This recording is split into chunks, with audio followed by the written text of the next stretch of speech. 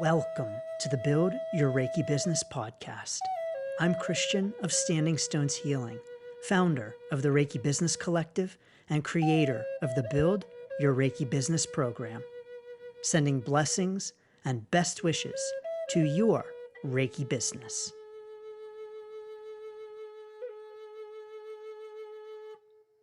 Greetings, welcome, and thanks for joining me for this week's episode of the Build Your Reiki Business podcast. I'm Christian of Standing Stones Healing, and I just want to say thank you so very much for being here. It truly is an honor to be with you each week, and I just want to say thank you so much. So thank you. In this week's episode, we're talking about imposter syndrome. Imposter syndrome in your Reiki business. Do you feel like an imposter? Well, welcome. So yes, this week we are talking about the very important topic of imposter syndrome. This is a very common challenge in our Reiki business. And so if you are just starting out with your Reiki business and you are feeling some feelings of imposter syndrome, congratulations, you are completely normal. And if you've had your Reiki business for a little bit, even still, you sometimes are feeling feelings of imposter syndrome. Yes, indeed, you too are normal. So what is this imposter syndrome thing all about? Well, imposter syndrome, of course, is when we feel like we are an imposter in the group that we're in the role that we're in the tasks that we need to complete or have a desire to complete. Feeling like an imposter really means that we don't feel like we belong. At the root of imposter syndrome is the sense that we don't belong. We don't belong in the job that we have. We don't belong in the community that we are in. We don't belong in the Reiki business community. And I really believe that this idea of a sense of belonging is very important to mention and acknowledge when we talk about imposter syndrome, because I believe that's really what's at the heart of feeling like an imposter and having imposter syndrome, is feeling like we don't belong, and then therefore stepping back to examine what exactly that means and what that means to us. You know, when we have imposter syndrome, when we, quote, suffer from imposter syndrome, I'm going to say more about that idea of suffering from imposter syndrome in a moment. But when we suffer from imposter syndrome, when we say that we're suffering from imposter syndrome, what we're saying is we don't feel like we're good enough. We don't feel like we measure up. We don't feel like we have what it takes. And I think that in relation to that idea of belonging, the question then is, for whom? We don't feel like we are good enough. For whom? We don't feel like we have what it takes. To whom? We don't feel like we measure up. By whose standards? This is something that I haven't really ever heard anyone else talk about in terms of imposter syndrome, is that sense of belonging. And I think it's really helpful for us to reflect on that and to consider that and to realize that oftentimes our feelings of imposter syndrome are simply concerns that we're in the wrong group, that we don't belong in the group that we're in or in the group that we're trying to join, and that people are going to find us out and kick us out. Now, I do here want to say that you are welcome in the Reiki Business Collective group. You will not get kicked out of the Reiki Business Collective. I mean, unless you do things to warrant getting kicked out. But if you are a Reiki practitioner and you are considering starting a Reiki business, or if you are a Reiki practitioner and you have a Reiki business, you belong. You are not an imposter, and you belong in the Reiki Business Collective.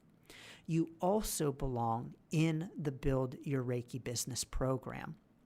And so it's important for me to note here, as not only the host of the Build Your Reiki Business podcast, but also the creator of the Build Your Reiki Business program, to say that you are welcome as a member in the Build Your Reiki Business program, that you are not an imposter, that you are welcome and you will fit right in. We all have challenges throughout our lives with this idea of belonging. Where do I belong? Do I fit in? Will people accept me? Will this group accept me? And so know that your fears about being good enough, your worries about whether or not you are good enough to start a Reiki business or to have a Reiki business, they are welcome in the Reiki Business Collective and in the Build Your Reiki Business program, because indeed you're not alone in them. Now, imposter syndrome is not only a Reiki business thing, it is a business thing, like point blank, period. And so if you are considering starting any kind of business, or you are considering expanding your business, imposter syndrome is a part of that experience. What imposter syndrome means, of course, in addition to bringing into those questions of belonging that I think it's important for us each to consider, imposter syndrome means that you are stretching out of your comfort zone. Imposter syndrome means that you are trying new and different things. Imposter syndrome means that you are growing and expanding. Imposter syndrome is not bad. I'm going to say that again. Imposter syndrome is not bad. Imposter syndrome is a normal and natural and expected response anytime we try something new, including starting a Reiki business. Imposter syndrome, as we start a Reiki business, is common. People talk about it. I mean, I know at least I have heard about it lots and lots of times in my Reiki business coaching, in one-on-one discussions, in Build Your Reiki Business program members' experiences. I've heard this again and again and again. And so imposter syndrome, as we're starting out, is very common. But what we might not realize is that imposter syndrome is actually common even for established Reiki business owners, even for any kind of business owner, is that imposter syndrome can and does show up at different points on our Reiki business journey, and that is not a bad thing. The imposter syndrome is showing up to say, you are moving into new territory. You are trying something new and different. You are expanding. You are growing. It's also here to say that you are moving into, yes, indeed, a new group. that may very well reject you.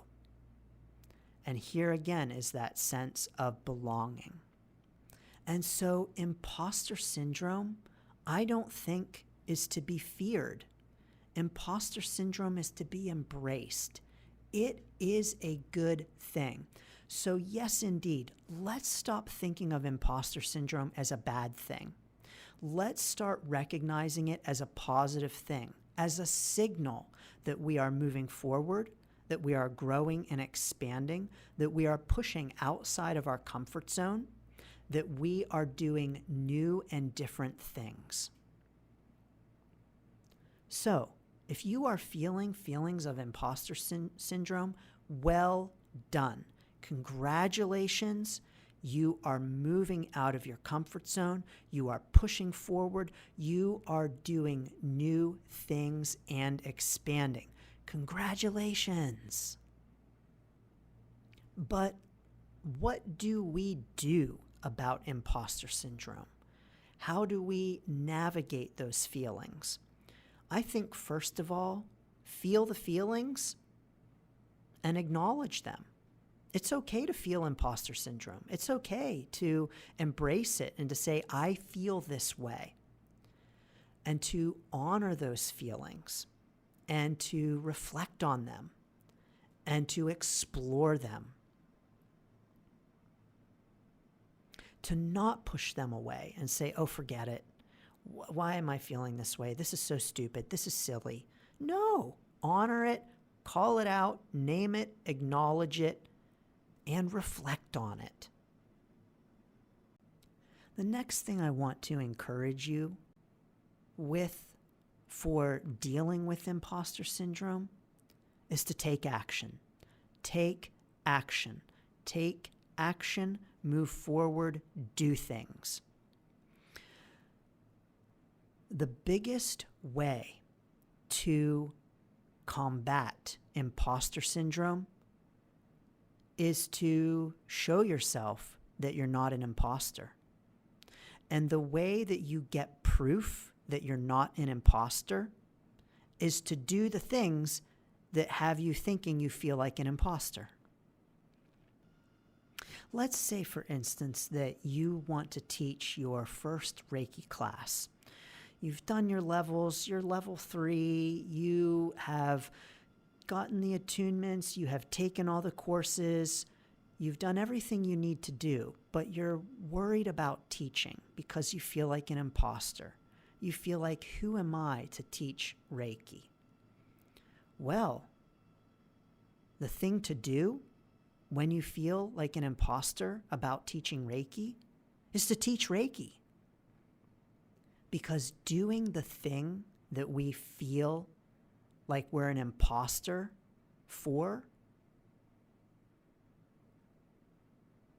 is going to give us proof that we are not. When we feel imposter syndrome, what it really is indicating is that we just don't yet have proof that we can do the thing, that we haven't done the thing in order to have the proof that shows that we can do the thing. And so if you're thinking, I'd really love to teach Reiki, but I feel like an imposter, then the thing to do is to take action and teach Reiki. Because then once you've taught Reiki, you're a Reiki teacher and you have the proof of having taught Reiki. Now, you might still have feelings of, I don't know if I'm good at it, but being good at it is another thing, right? Being good at something is different from feeling like you're a fraud at it, or that you don't belong doing it. And so what do? You do it again. You teach again. The more you take the action that you feel like you're an imposter for, the less you're going to feel like an imposter, because the more proof you have that you can do it. Let's say that you want to talk about Reiki, but you're afraid to talk about Reiki.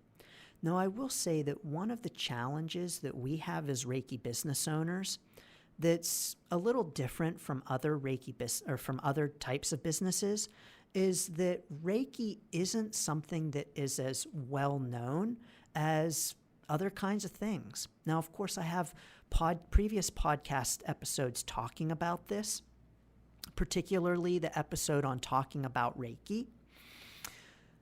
And so this is an added challenge for us that can really heighten our feelings of imposter syndrome and worrying like we don't belong. But if we're feeling like, oh, I really want to talk about Reiki, but I feel like an imposter, who am I to talk about Reiki? You know, I'm new on my Reiki journey. I mean, even who am I to start a Reiki business? I'm new on my Reiki journey. Who am I to talk about it? Who am I to offer sessions to others? But when we can bring talking about our own experiences, our own thoughts, our own reflections on it, then we don't have to know everything there is to know about a topic. So let's say that you would love to offer a workshop on Reiki, but you're new on your Reiki journey and you just don't feel like you know enough about Reiki. Well, there, first of all, is a great indication of where you might like to put your learning efforts and putting some time into learning more about Reiki. But you can always talk about your own experiences, your own thoughts, your own reflections. And so in that workshop, you can spend time talking about your Reiki journey, how you found Reiki, how Reiki has helped you, your experience of Reiki. Yes, it's helpful to have the knowledge. Yes, it's helpful to have the learning and the training, and you also have your own lived experience, your own reflections, and your own point of view to share. So don't discount that. Anytime you feel like an imposter syndrome, you can always bring the conversation simply to your own experience, simply to your own reflections, and being an authority on your own thoughts and feelings, which of course you are. For instance, in this podcast, I am not an authority on imposter syndrome. I am not a psychologist. I have not read all kinds of texts about imposter syndrome, have not written all kinds of articles about imposter syndrome. Who am I to talk about imposter syndrome? But yet, indeed, I can talk about it from my own experience as a human being and as a Reiki business owner. And as a human being and Reiki business owner, I know from experience that taking action towards the thing that you feel like you're an imposter for is going to help you to feel less of an imposter, because it's going to give you proof that you can do it. And if you stretch out of your comfort zone, if you do it and you don't do it well, you only didn't do it well because it was your first time doing it. So do it again. On our journey, our Reiki business journey, our life journey, any kind of journey, we're going to have feelings of imposter syndrome. And at some points, those feelings are going to go away for the thing that we had imposter syndrome for, but they're simply going to shift to other things. And so imposter syndrome doesn't ever completely go away. It only shifts and changes, just like fear in our Reiki business. In a past episode of the podcast, I talk about fear in our Reiki business and how it doesn't completely go away. It just shifts and changes, and it up-levels as we up-level on our journey and in our Reiki business. And so what that means is that once you've taught Reiki a couple of times, you might no longer feel like an imposter teaching Reiki. Maybe let's say you've taught Reiki level 1 a couple of times. You no longer feel like an imposter, but holy cow, you're thinking about teaching level 2, but you're just not sure. You feel like an imposter. Yes, indeed. It just means that you are shifting, growing, evolving. Your Reiki business journey is growing and evolving. And sure enough, it's time for you to teach level 2 now. It's time for you to push outside of that comfort zone.